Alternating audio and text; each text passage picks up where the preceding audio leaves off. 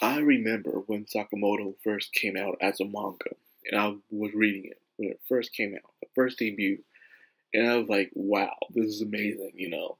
And I remember this during the same time, Yakuza Family came out, as well as Undead and Unluck, and I'm like, "Wow, these were my three favorites." Yakuza Family, Undead and Unluck, and Sakamoto Days. Those were the best things. Every time it was Sunday, I always look forward to reading those three chapters. And they all got animes. Undead Unluck anime came out. People loved it. People loved the Yakuza Family one. And I think in season 2, Undead Unluck is getting a special. And Sakamoto Days finally came out this season. Everyone was excited. Like, yo, man, if this ever became an anime, it would have been awesome. Because when you read the manga of Sakamoto Days, you see the artwork, you see the impact of the drawings, the action, all that is well drawn out. And even to this day, as I'm reading the chapters, it's still amazing to watch and read. So when it got out the anime, people had high expectations for this. And the anime came out. And people were disappointed. They're like, why is anyone disappointed in this? I'm looking at it, it looks so bad. Yeah, it's coming out on Netflix. And usually when an anime comes out on Netflix, it usually means the anime's not going to be that good. But I see it a different way. If an anime is coming out and it's going to be episodic, like it's coming out every once a week, it's going to be good. But if they release it all at once, like they usually do, it's not so good. And you can always tell that from every now and then when an anime is going to be good. They can do it weekly or they can release it all at once. They just got over with, just like that. You can say, well, that's not fair to say that. Well, it depends on the record of how anime on Netflix goes. The animation, the art style, the direction, all that matters. Where you can tell if it's been rushed or sloth, stuff like that. So what about Sakamoto? So, let me get to the plot of Sakamoto. Sakamoto, if you don't know what it is a guy who was the world's greatest assassins, at least one of them, until one day he fell in love and retired from that life and got married and had a family. Now he's a manager at a convenience store and stuff like that.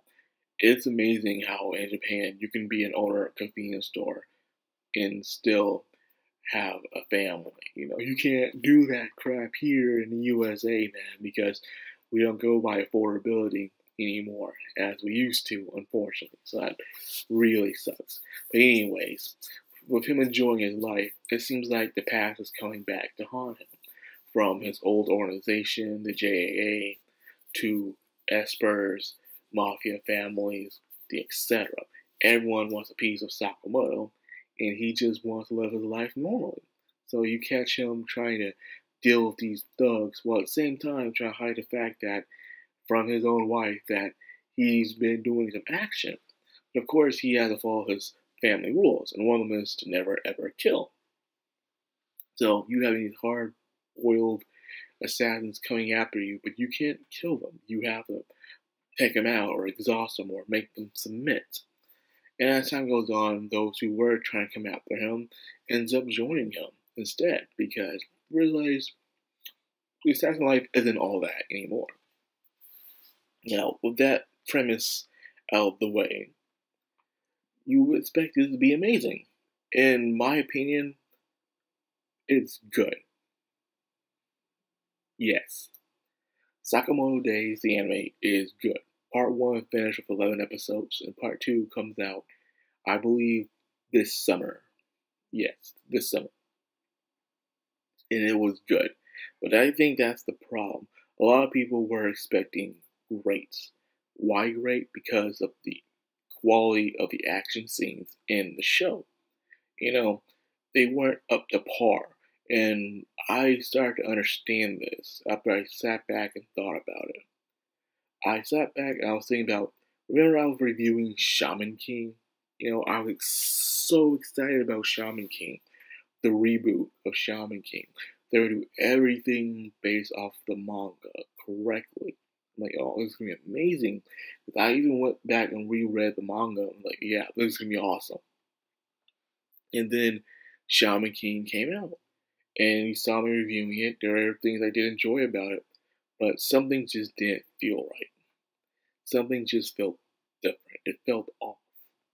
And when I went back to read the manga, maybe there's maybe that's something else. Nope, everything's the way it's supposed to be. So what went wrong? It was the quality. My expectation and the quality did not meet. I know that's not fair, especially to turn on the studio, but it can sometimes ruin your experience, especially if it's something that you're looking forward to seeing being adapted.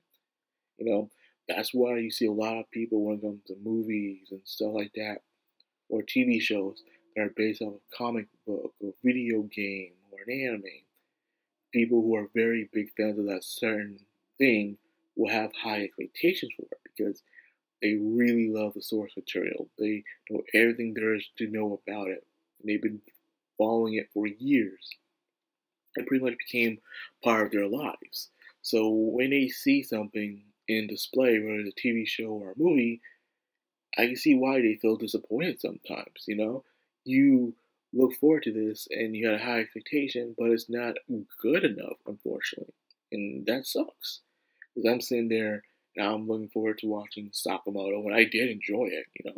I actually enjoyed that I did watching the reboot of Shaman King, but it wasn't enough, unfortunately. And I can see what a lot of people meant. As they're looking at the scenes and comparing to the manga and to the anime, the animation wasn't able to keep up. It wasn't good enough. The studio itself couldn't handle the expectations of Sakamoto days, unfortunately. And it really sucks because I did enjoy it. But I do understand why people are upset with it. And with that being said, it just felt like another spy family, you know, another spy family, but it wasn't popular enough, you know, for it to really shine, unfortunately. And there were some anime out there that did shine with good quality animation that came out this season. So you can see why people would be disappointed in Sakamoto days. I myself still enjoyed it, but I didn't feel like it was great. I just felt like it was good. And sometimes good is good, but people really wanted that great. And I do understand that. With that being said, I still think you should give it a try if you haven't read the manga. At least give the anime a try to get your shoe in, to see what's it about, and have a good time. And when you're done, go pick up and read where the manga is at. And I bet you will enjoy yourself. So give it a try. With that being said, I'll end the video here. I hope you guys enjoyed it. If you did, like, comment, subscribe, of course, hit that bell icon. This has been Madcrownxox on Anime. Signing out.